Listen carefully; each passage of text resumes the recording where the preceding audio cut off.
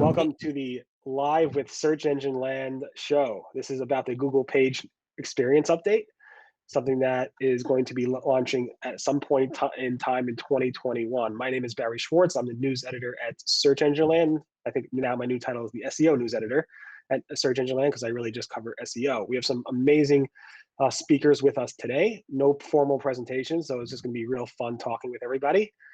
First is Aja Frost, the head of content SEO at HubSpot, Marty Weintraub, the founder of Aimclear, and Mike King, the founder and managing director of iPullRank.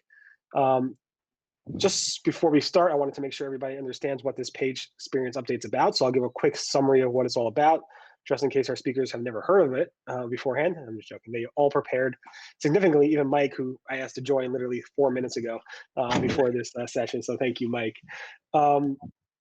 Also, anybody have questions, feel free to add them to the chat. You are all muted except for our speakers, so feel free to add them to the chat and we will address your questions throughout this conversation. The page experience update was announced just a couple weeks ago by Google.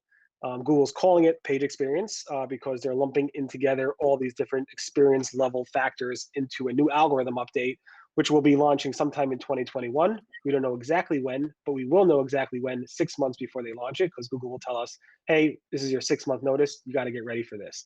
The truth is, there's not much new with this page experience update outside of, as we were discussing before we actually hit record, that this is really kind of a branding feature, which we'll get into a little bit more. But basically, the page experience update includes speed, which was already a factor. It includes things like mobile friendly, again, another factor we had already. Safe browsing, a factor we already had. HTTPS, something we already had. And the no intrusive mobile interstitials, which we already had, plus a bunch of other things we already had around page experience. The only new thing here is the cumulative layout shift, which is basically about, does the page jump up and down when you are actually looking at it? You know, you always try to click on a button and then it just jumps somewhere. You have to like click off and then go somewhere else, and it's just a pain in the neck. So Google's going to incorporate that. And Google also said they may incorporate new features around page experience in the future. And they'll just bundle it all under page experience. The cool thing about this is that each individual factor in this page experience feature is it's weighted by itself. So it's not like you're getting a page experience score. You know, page speed will be its own factor, HTTPS will be its own factor, cumulative layout will be its own factor. And this all launched about a couple weeks after Google announced the Core Web Vitals for Chrome. Chrome, I think, updated in early May. I think maybe May 1st, maybe, with something called Core Web Vitals, which basically give developers a way to track to see how well they're doing in terms of how fast the page is loading, all this type of stuff around cumulative layout stuff, and so forth. Some quick other things. Google's not telling us how much this will actually impact the search results as of today. They probably will never tell us. I don't think personally this will be a big update, but we will see. Another thing to know is that when this does launch, top stories in mobile will not require AMP anymore. So it'll be really interesting to see how many publishers drop AMP because the page experience update will include all these types of factors that AMP is trying to go after. So you still could use AMP, and by default, AMP generally does well with page experience, but you will no longer need AMP for top stories in mobile. So that pretty much recaps a lot of things around page experience update. If you want to learn more, we have our story on May 28th at Search Engine Land. But let's get into the discussion with our amazing panelists. Hopefully I didn't miss anything. First of all, how are you all doing? You're all working from your homes, so let's start in alphabetical order by first name. So Aja, how are you doing? Where are you working at? I'm doing pretty well. I am working at my kitchen table. Been working at my kitchen table for 3 months, so it's getting a little old, but I've made some key investments, like a lumbar pillow, a footrest. I've basically just been on Wirecutter's like ergonomic office listicle for a long time, and that's helped. But yeah, I miss my real desk. Cool. How about Mike? How you doing? Oh, sorry, that's not an alphabetical order. Marty, how you doing? I'm doing just fine, thanks. I traveled so much in my life for work and for pleasure for so many years that I'm aside from sadness for what's happening to people, the ones I love and know, and the ones that I love and don't know.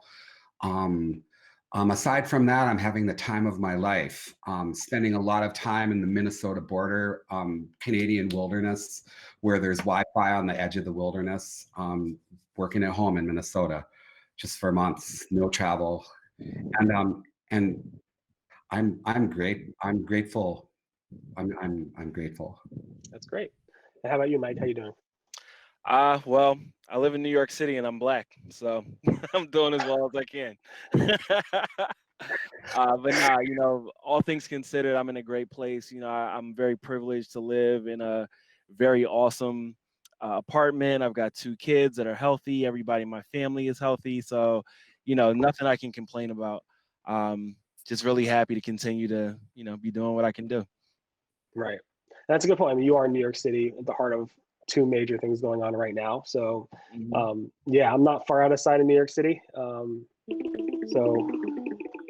I'm getting a call. And but yeah, it's pretty crazy. Things seem to be calming down a little bit in the New York area, but as we see from outside of New York State, hopefully you guys all stay safe. And as long as we're all healthy, obviously we all probably know somebody who was impacted by this in some significant ways and by these 2 events. So hopefully you all stay safe, and we all appreciate everything you guys all do for the industry. So thank you for being part of this during this time.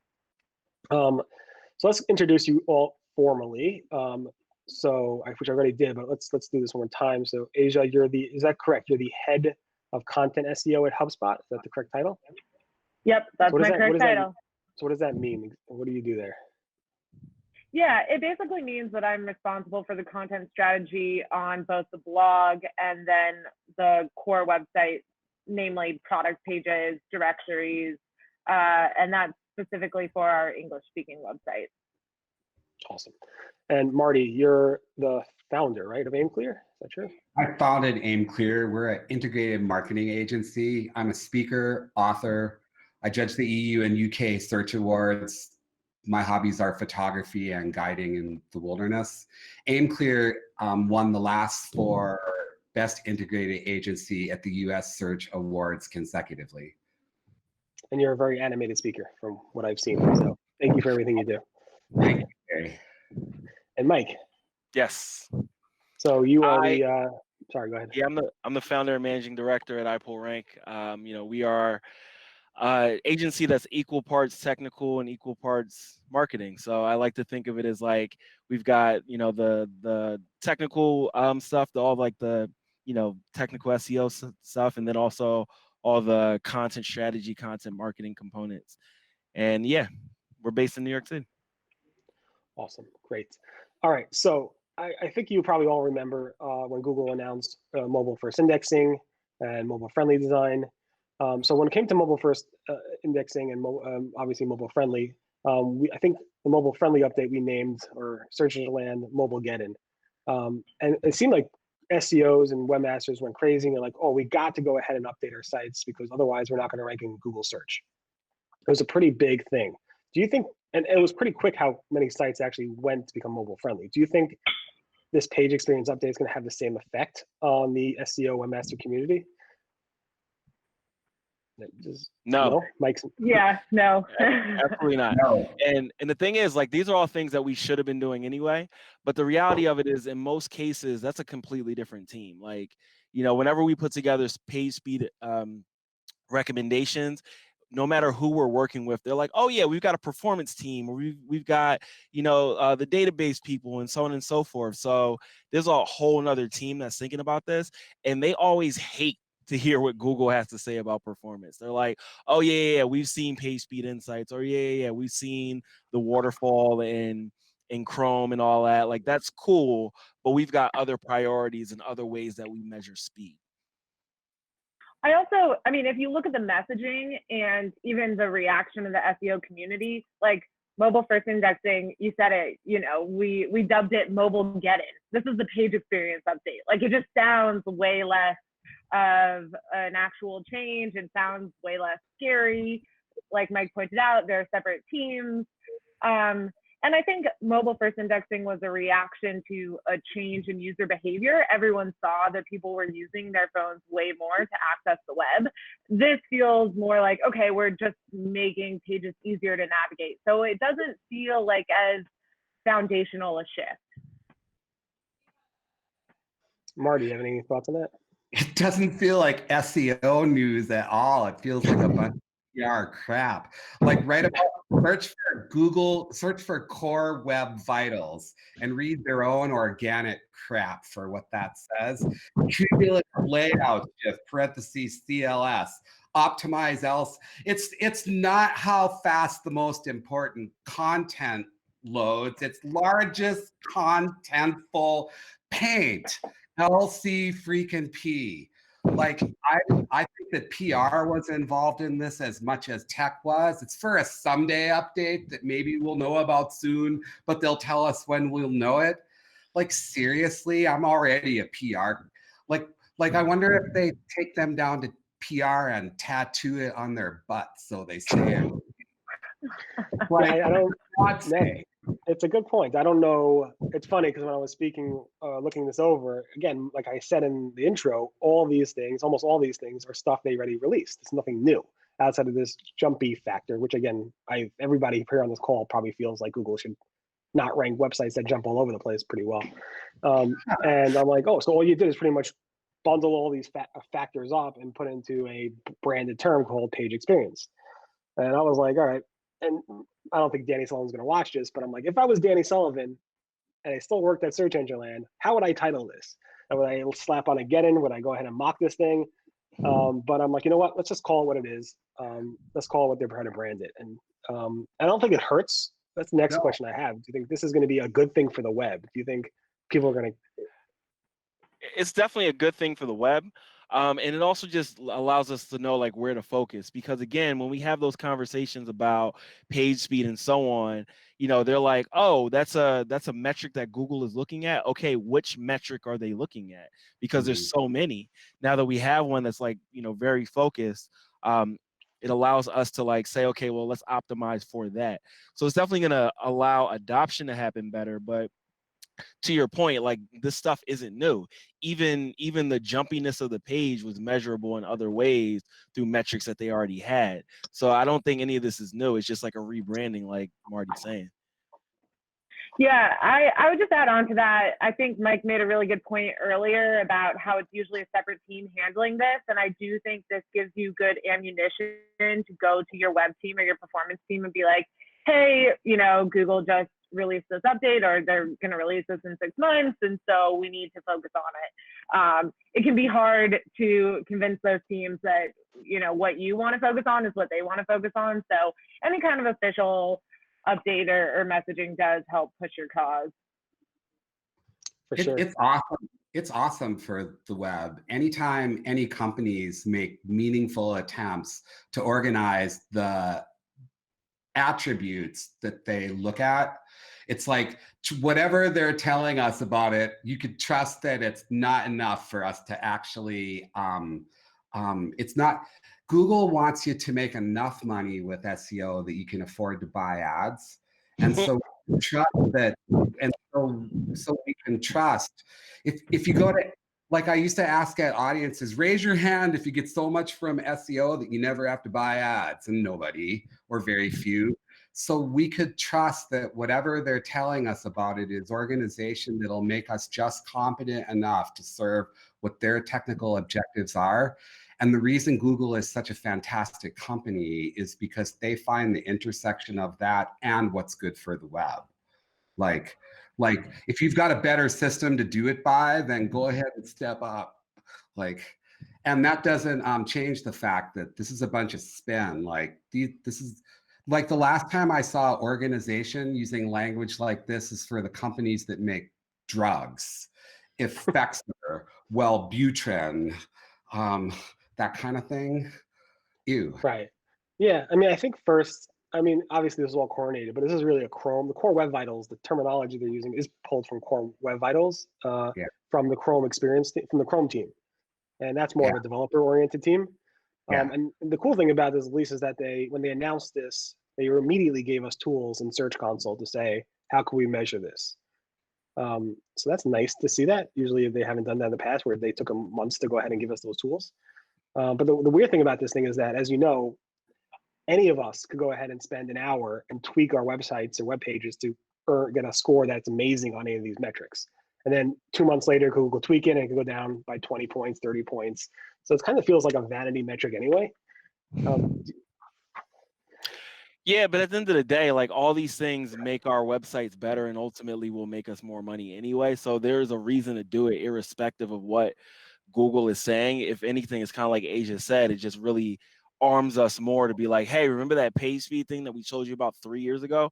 Why don't you actually do it now?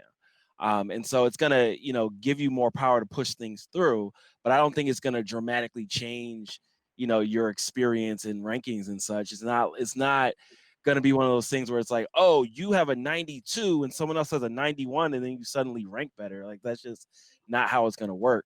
So I don't think that it's gonna get a bunch of traction across the SEO community where they're like suddenly like, oh, let's forget about working on content and link building and now we're gonna focus on these core web vitals. Like that's just not gonna happen. Yeah. And I mean, Google's really clear about that. They basically said, like, this is the tiebreaker. All things being equal, if your content is exactly the same amount of relevance, and like this is the one thing that could push you over the edge. I do think the danger of this is it could distract people. I mean, it is easier to focus on a numerical score that you can see in Search Console than trying to produce high quality content because that's far more subjective. So I could see some SEOs or some content marketers getting waylaid by the simplicity and straightforwardness of these metrics. I agree. I mean, if you looked at when they released the HTTPS update or the page speed update, it was the amount of, I follow the forums a lot and a lot of what people complain about in Google Webmaster forums and so forth. And a lot of complaints are like, oh, my competitor has a web page speed of X and mine's this. Why am I not ranking better than them? And all these types of questions around that. Because the rest of your page sucks. Yeah, That's why. I mean, focus on the content and get people to link to you. That's the main thing with SEO. And I think it might be a distraction. I agree with you, Aja, that I think it might be a distraction towards SEOs and webmasters and site developers focusing on things that might not be as important as maybe the content on their site. Although everybody who builds their own websites thinks they have the best content in it than anybody else. So yeah, I'm sure you all feel that way as well. So so I think that might be. Yeah, but in my case, it's true.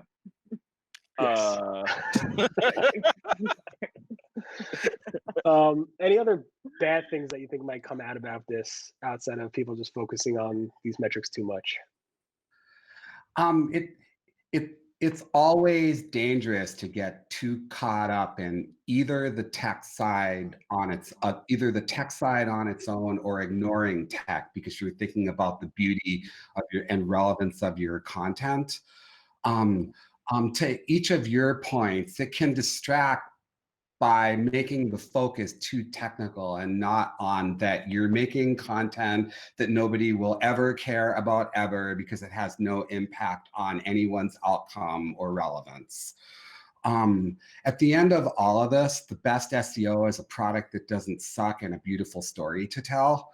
It could distract, just like every generation of technical SEO had the ability to distract from the core mission of communication and storytelling and filling in the gaps for what people need or want or search for or who they are. It's in the integrated marketing stack, the part we're talking about are the prerequisites. Just like you have to do a figure eight or a certain amount of jumps or something in an ice skating competition, having your site be technically sound according to the specifications of the day are required reading as the more important task starts, which is saying the right thing to who in order structurally and semantically sound. It's been that way since like the very beginning. You know, if you're announcing that you just cured one of the most important types of cancer on earth that nobody's ever, if you cure COVID and you put something, it's not going to take a whole bunch of technical SEO for it to spread across the world like wildfire. But if you have the same stuff that everybody else does, it costs more, your customer service is terrible, and you have no presence in social and don't create content, yeah, not so much. And so placing technical SEO, which is what we're talking about here, technical SEO, in its proper place, as those are the prerequisites. You just can't suck too much there if you want to play. Then you have the real conversation about what we're here for, which is filling in the gaps with your beautiful content as the right step in the process to a marketing objective. Amen. Right? Can't say anything that can't. Yeah, perfect. Let's move on a little bit. So, do you think, I mentioned before that top stories on mobile won't require AMP anymore if you're doing well? This basically, when you look at the page experience scores. LOL. And I think it probably shocks some of you that Google will actually let non-AMP pages go in there, because Google's been all AMP, use our open source, out there, non-proprietary software called AMP to power your mobile sites. But now Google's saying, you know what, and when this goes live, you no longer need AMP for this to happen. Do you think publishers will be like, all right, I'm done with AMP. Why maintain a second version? Wait, can I ask a question first? I mean, we started off, sorry, Barry, not to hijack, but I'm just wondering if we started off talking about how this is kind of a non-event and it's basically just repackaging factors that were already factors.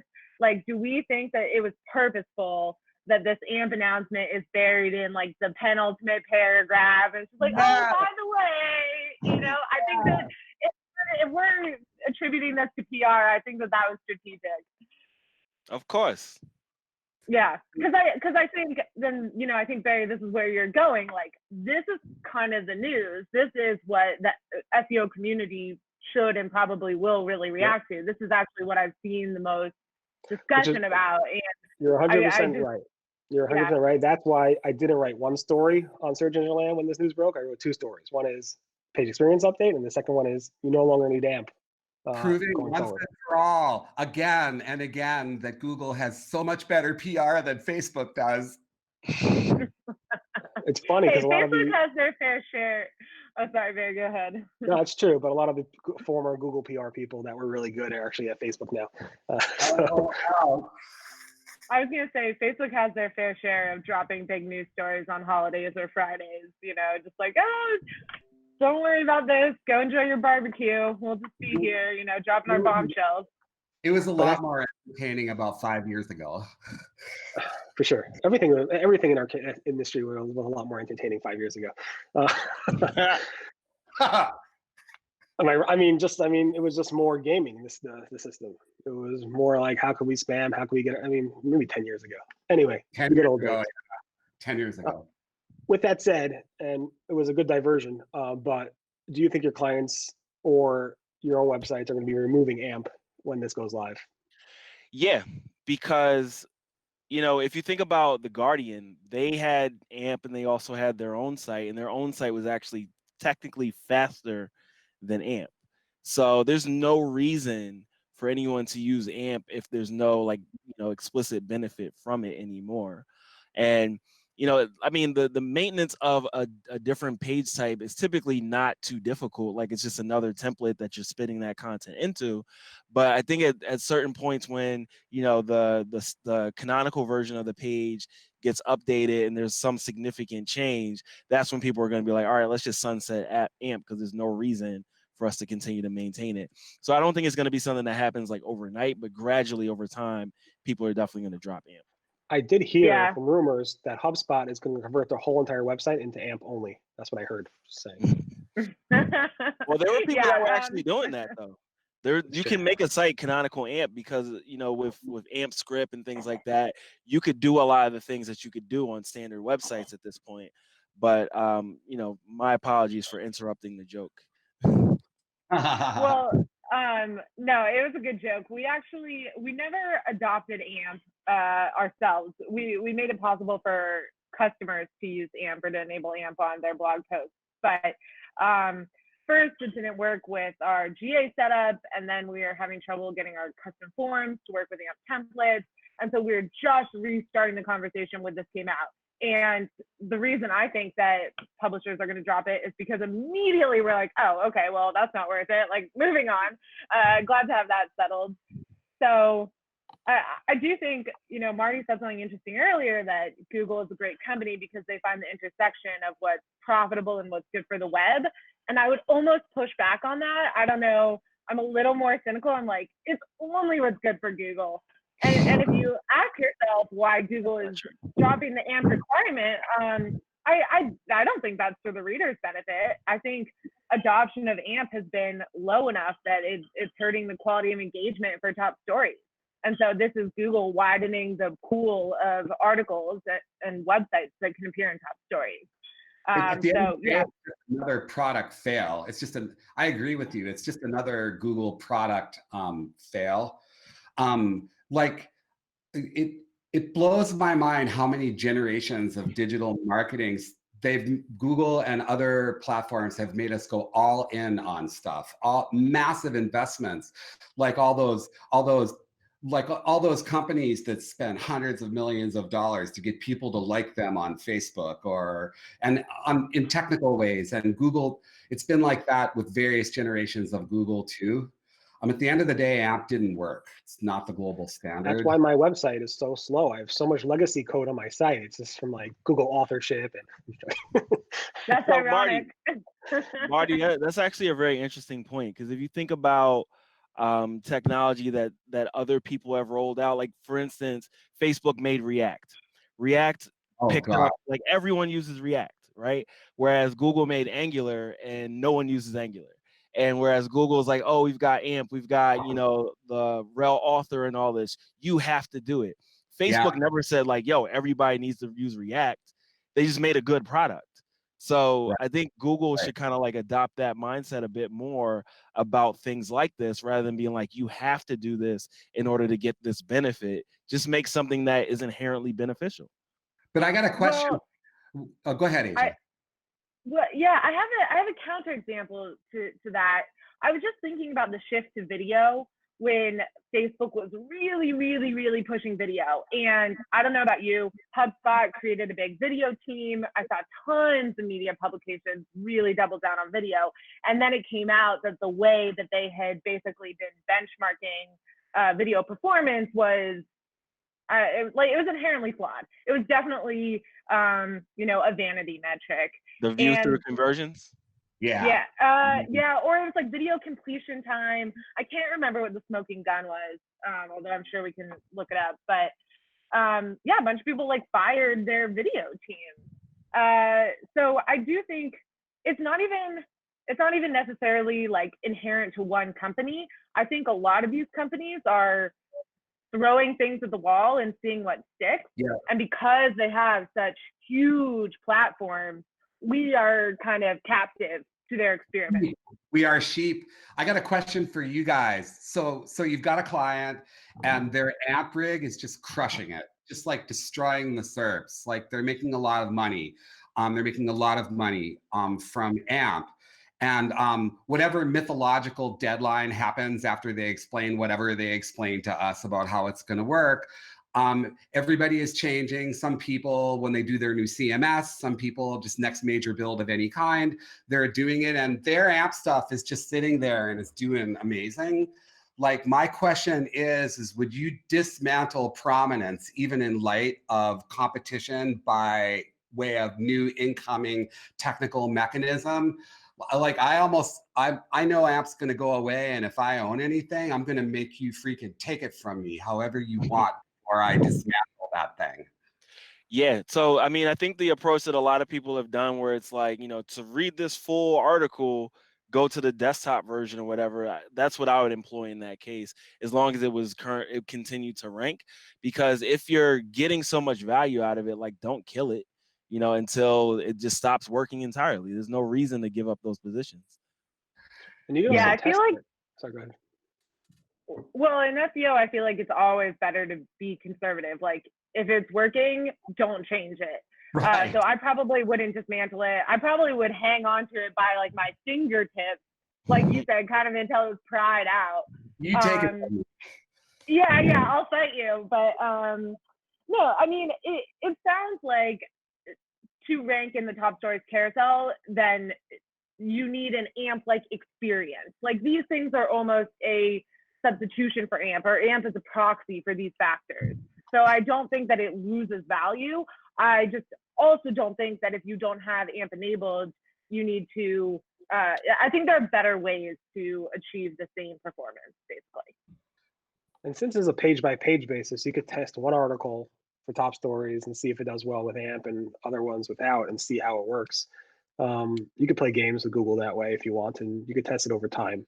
I think there'll be plenty of SEOs, someone in this, watching this live right now, that are going to make experimental websites and see how it works and test these things and see, publish case studies and see and encourage other people to actually test it themselves. It's funny because with me, I'm like, I always want to try the latest thing first. But when it came to mobile first indexing and mobile friendly stuff, mobile first indexing, I'm like, I want to see how long I can hold off Google from actually converting my website to mobile first indexing to see how long that takes. And we're still only at 70% of Google's index being crawled in a mobile first indexing way. And Google told us by the end of this year, it might be more. Hopefully it'll be 100%, but I'm very curious to see which websites switch over ultimately the last amount of time. Because again, all our minds are constantly working on how can we test Google both in a positive and negative way and see how we can use that to our advantage. Let's move on to these single specific factors. So we went through all the different factors of this page experience update. Do any of you have like a favorite factor in there? Is it mobile friendly? Is it page speed? Which page speed? Which is your favorite signal in the page experience update? Oh, I don't like anybody have one in the top. Go ahead. I like that they made it an explicit ranking factor to be able to click the buttons early. That's really cool to be able to, that's just an innovative idea. Like, and it's actually miraculous to think of the jumpiness. Like, how many times have you done that? Like, you know what I mean? I like both of those, like the jumpy, because those are so real. Like, those are very authentic. Yeah. Those are. Yeah, I like that one too because it speaks directly to user experience. And, typically when we're talking user experience, we're usually talking about speed when we're on the SEO side. And now we have a metric that really speaks to user experience that we can point to. So I like it just because it's the only one that's really kind of new. And, not to say that there weren't ways to measure it before, but there is now an encapsulated metric on that one thing. Yeah, I was gonna say that one too. I think I have like the shiny object syndrome. Like, oh, I haven't seen this before. Like, this is interesting. And we are already focusing on the other factors. So, and yeah, like all of you, I've had that happen so many times where you're clicking around and you click the wrong thing because it's jumping all over the place. Yeah, I personally, it's interesting because I kind of find it like a challenge when you go to a website and it's like jumping all over the place. Can I hit it? Can I not? Can I get to it? So it makes it more interactive for me. So Whack-a-mole. click on this, click this. But is there any like website off the top of your head that like does this that you really hope gets slapped hard? You don't have to name any. Sears.com. Sears. Are they a client? No, definitely not now. That's so funny because there have been so many times across the years where I mentioned somebody from a podium and then they called me and like we started calculating conversion rate from people we said sucked at conferences. However, it's not calculated. I call them as I see them. It's a good client acquisition technique. Make them come to you. Yeah, if you want to hire Sears, if you want to hire Marty, just go to Aimclear. There is a great power to just saying what you think and not trying to code it for what you think someone wants to hear and telling the truth. I think OneLead does a good job of that. Their JavaScript teardowns, I don't know if any of you have read them, but they always calculate like the potential loss in revenue, of H&M not having their pages indexed because they're, really heavy JavaScript. And for me, I feel like Forbes always gets a lot of hate, but that's probably a little justified. Their pages are super jumpy, and they do the full page ads, and they show you that like quote loading screen every time you. Yeah, it's the worst. I basically don't read Forbes anymore. Yeah, but they got to make money, so they want you to like click on those ads. So can't blame them there. Is there any signal that Google, like I said, is going to be adding new signals over time to this page experience update branding thing? Any signal that you would like Google to add to that you find very frustrating across websites? I could start if nobody has one. My personal pet peeve is websites, news content that do not have dates on them. It's an experience. Like you go to read that website, and you're like, when did this story come out? Is it new or is it like from like 5 years ago? It's good information, but is it a new piece of content or not? Not necessarily for evergreen content, but for news content, they have to have the date on it. Yeah, that's what I was gonna ask about, because a lot of content I think doesn't require dates. Definitely timely content, but how would you differentiate between content that requires dates and content that doesn't? Rel equals evergreen. Well, yeah, but I mean, if Google's smart enough to know what to include in top stories, it should know what content should be newsworthy and what content is newsworthy. So maybe it just doesn't get in the top stories if it doesn't have a date. Or maybe it doesn't right now. Okay. I mean, maybe not, but I'm not really sure. I mean, Google's smart enough to figure that out. That's not our job. So. Any other factors you think you find annoying on the web, or? I think accessibility could be a good ranking factor. I mean, it's already wrapped up in Lighthouse, so I think that could be kind of cool. Okay. Okay, great. So there's a couple things here, and we'll get to more questions soon. But here's Roshan Dahal. Hopefully, I'm pronouncing that correctly. Jumpy website means bad user experience. Shouldn't that be something to consider? Yeah, and that's what Google's considering with this page experience update. That if a website jumps all over the place, it's not going to do well with that specific weight, and hopefully it won't rank as well. So Google wants non-jumpy websites to rank. And Google doesn't like Angular. Just want you to know whether Google can index and crawl websites. I guess Google has a hard time indexing and crawling Angular websites. That could be. I mean, there are ways to make this type of content do well in search. Martin Split from Google talks about it often, and we have some stuff there. Right? Yeah, but it's ironic that it's the framework, one of the most difficult frameworks to get indexed when they made it. Whereas React has some native things to make it render server side. So I've just always, struggled, like, why didn't Google engineers make this the right way? By the way, I've been meaning to ask you, Michael, how do you feel about React? It's cool. All right. So for you guys, how you communicating these? Have you communicated to your customers about this page experience update change, or you haven't really done anything yet with that? Yeah, we told them we're sorry you had to buy an app to get into the top stories carousel for a while, and now you don't have to anymore. So next time it makes sense. Next time it makes sense because AMP wasn't perfect, and there'll be more sites closer to better in this next paradigm.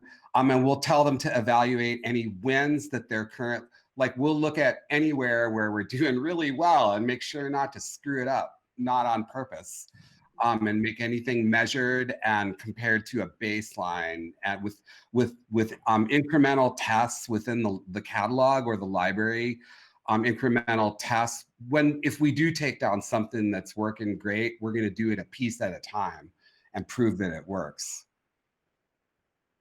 Yeah, we've just been, making people aware. And again, it really just reinforces things that we've been saying previously. Like, as part of our SEO site audits, we always dig into things from a page speed perspective, and we're highlighting like very specific things to do. We're not just being like, here's your page speed insights report. Like, we're digging in to the waterfall. We're digging into, the network section of the loading of the page, and really being specific about the things that need to be changed. And so this is, again, just more reinforcement, like, hey, Google's going to care about this even more. So it's kind of like, like the scare value of like, hey, you should actually get the thing we told you to get done before done. Yeah, I can't speak to the customer communication side for HubSpot. I think most of our target customers probably like this is a little too advanced for them to worry about. They're more, on the creating content step of the plan. But internally, it was kind of a non-event. I think Victor Pan, who's our technical SEO, shared it and said, this isn't a big deal. This is a non-event. So hasn't really set off anything internally. Cool.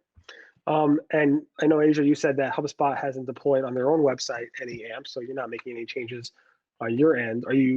Is HubSpot in general looking at any changes they want to make based on this announcement, or there's no changes? You guys are doing great anyway.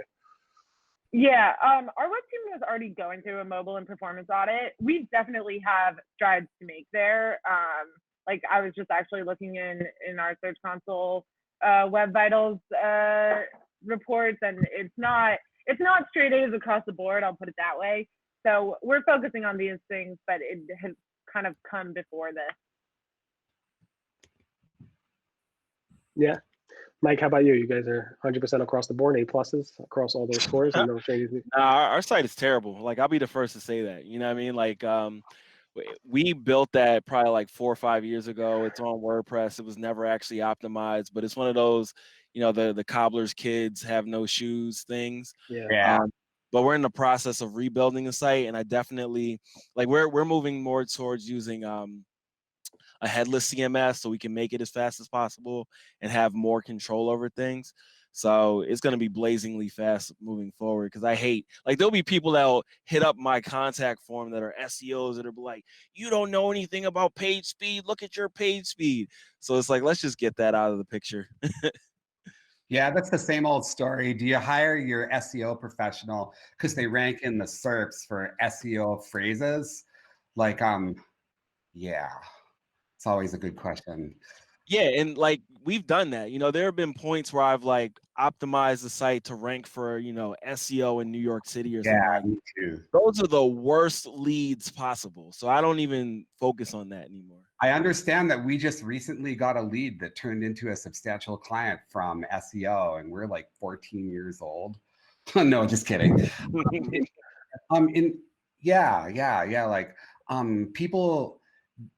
people who have the kinds of agencies and shops that we do make websites for different reasons than that, and you want it to be technically competent, just technically competent. Mm-hmm. Yeah, for sure. So Mike, you think you're going to build your own custom content management system?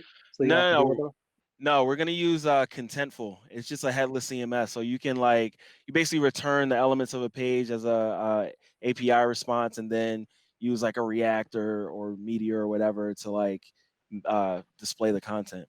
But the value of that is just that you can remove a lot of the overhead of like a CMS like WordPress when you do that. Yeah, that was generous, Michael, to share that. Yeah, of course. So there's a question here about Blazor technology. Anybody know about that from Microsoft? Yeah, it's a single page app, like similar to React or Angular or whatever. There doesn't really seem like there's anything, you know, special about it. It's just Microsoft's version of that. So if you're gonna optimize for that, it still would be HTML snapshots, just like you would do for anything else. Cool. There's a question for you, Mr. King. Can you elaborate what you mean about leads from your ranking on local SEO queries being such terrible prospects? Why are getting leads from SEO queries bad? I mean, you're just not. It doesn't yield people that are good prospects. Like the prospects that I get that are good are usually more around like, you know, accomplishing a goal. So like for instance, we've got a machine learning guide for SEO, or we've also got like a enterprise SEO guide. So if I'm ranking for queries that are more like that versus, you know, SEO and NYC, the SEO and NYC is someone who's looking for like SEO for $99. Whereas Michael, keep going. Okay. No, and then like people that are looking for the specific thing tend to be the more sophisticated prospects. So we don't really go after the localized term for what we do. Sorry to interrupt you. You got me excited. People hire us because they know what we do and they want to work with us. Mm-hmm. They know that whatever the generation is, we'll look past whatever that is and keep them focused on the important parts at the same time. And so anybody that comes in for SEO Minnesota, like they're not going to, like, that's not they're going to search for the names of the people that work for our company, or how to contact Aimclear. It's the same for you. Like, people hire you because you're you. You know what I Yeah. mean? Sorry you got me so excited that I interrupted you. No doubt. I mean, personally, I'm trying to get away from that. I get it that my name is on the doors, so to speak, but my team is awesome too. So, we're trying to create more thought leaders out of them. So it's not just like I want to work with Mike. It's like I want to work with Jordan. I want to work with MJ. I want to work with, so on and so forth. And that's what it's going to take. It's just more of that thought leadership. It's way less about SEO for us as far as like how we drive business. It's hard. It's a lot less me now at Aimclear too. There's such interesting people there. Like, brand term is a fulfillment mechanism for a whole bunch of people's relationships. Yeah, you should see the amount of emails I get about asking for free SEO help, and some of them I actually flip over to, I think, Marty a couple of times. So I apologize for sending you those leads. The leads that come from you are different because they come from your community and they're calling for a reason. That's a hybrid of they know Susan Wennegrad and call us. You know what I mean? Like, it's different with someone like you, because if they're in your community, that says something about them. Yeah, it's too bad I don't do SEO, but all good. All right, so we covered all that. So, and then we have some questions. We should not panic. I guess every one of you saying, do not panic about this update. All is going to be good. Nobody's going to burn down to the ground. It's no getting. It's going to be no fun. getting. Funny, Right. no getting. We should call it that. We should call it the Google no getting update. Why are they so boring with their titles? Like, I feel like the reason that SEO, PR needs to weigh in on that too, because I want a little more creativity. I even the core updates. Make up those names. I want to make up those names.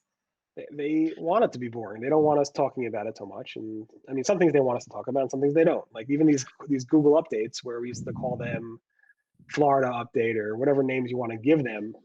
Now it's like, we're calling this the May 2020 Google Core, Well, technically that's better. That's better because, when you go into a C-level conversation and you're like, yeah, Google Fred says that we need to do like nobody's listening to you. Whereas if we're like, oh, a core algorithm update that happened at such and such a date, they're like, okay, this sounds legit. So I think that's kind of a problem that we have in SEO in general. It's just that like some things are just so playful, like the idea of like link juice and all that. It's just like it doesn't seem real to these people. Right. Which brings us back to. Oh, sorry. Go ahead. No, it just brings us back to, we're talking about the good old fun days versus now being all more corporate and professional. Anyway, go ahead.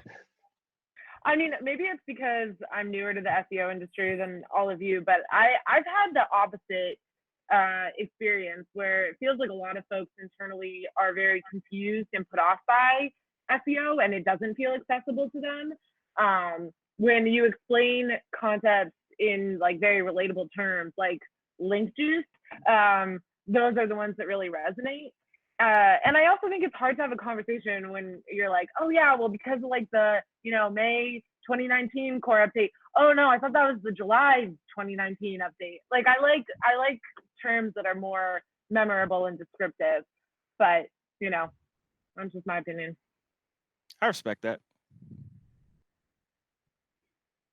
For sure.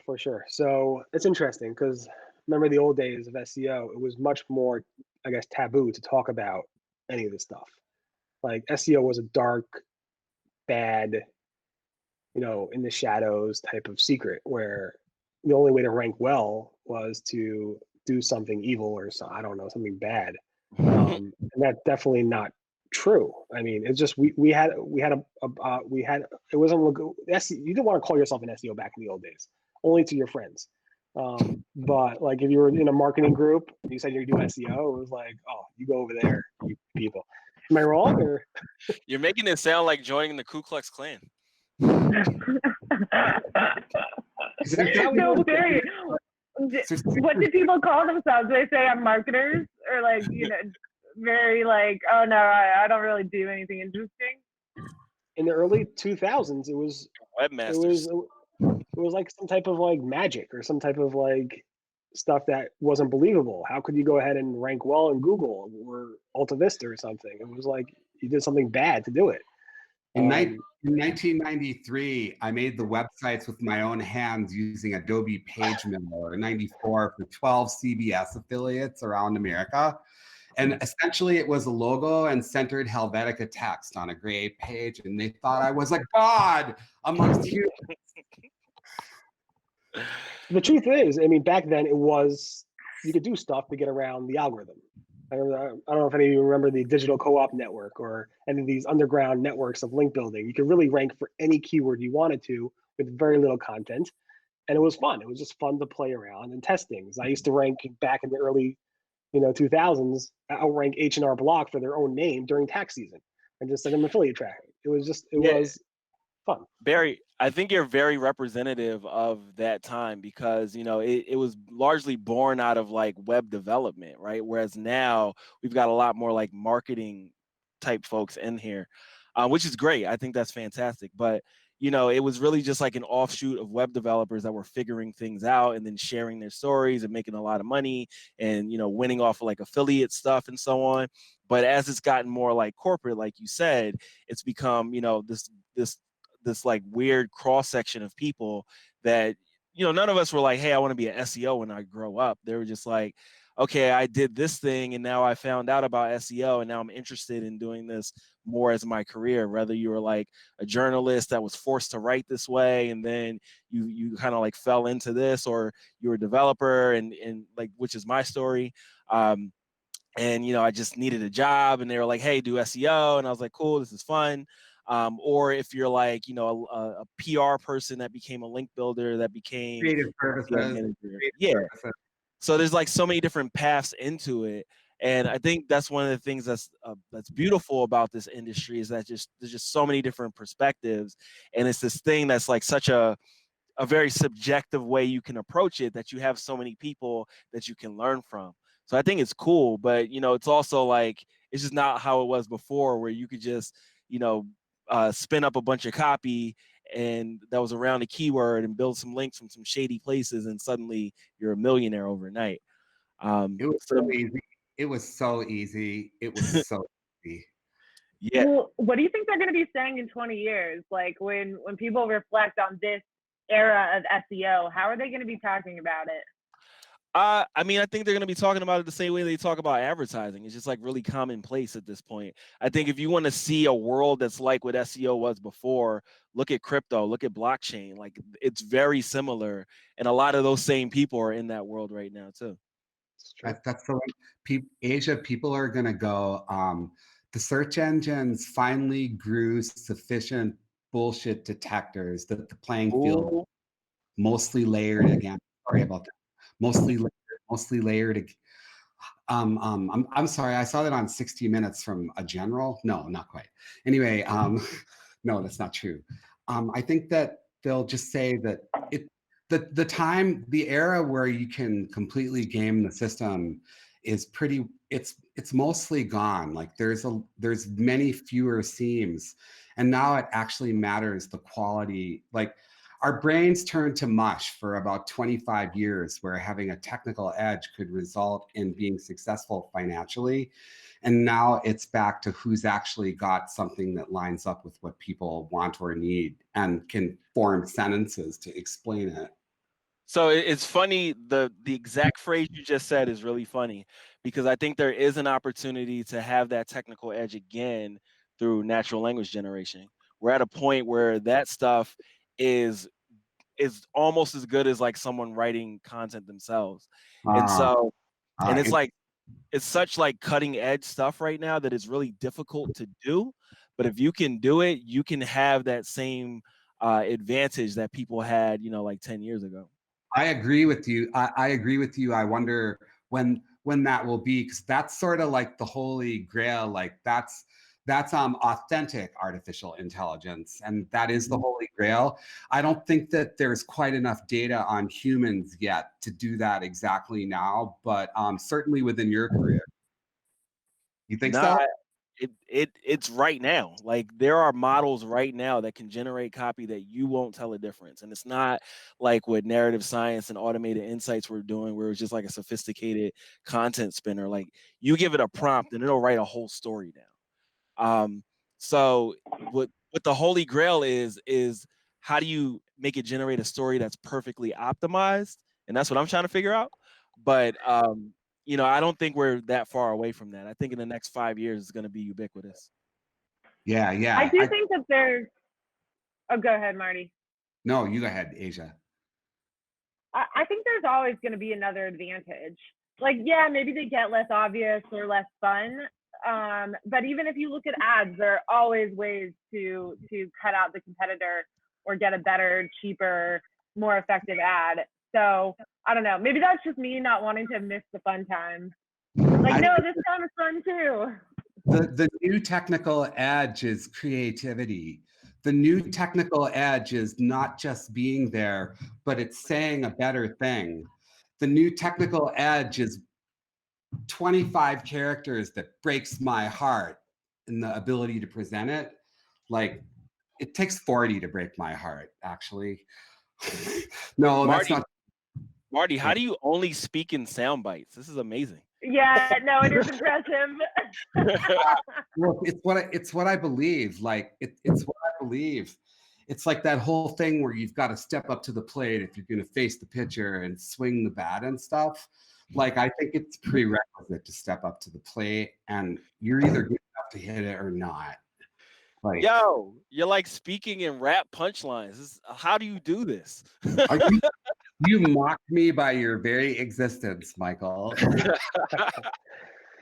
The good old days and the new days. We have new days to come, and I think what we'll see is that we'll get a lot of cool information, a lot of cool things around, like you said, natural learning. People I know in the SEO industry are using levels of BERT to kind of figure out how to make new and cool content ideas and find SEO pitfalls.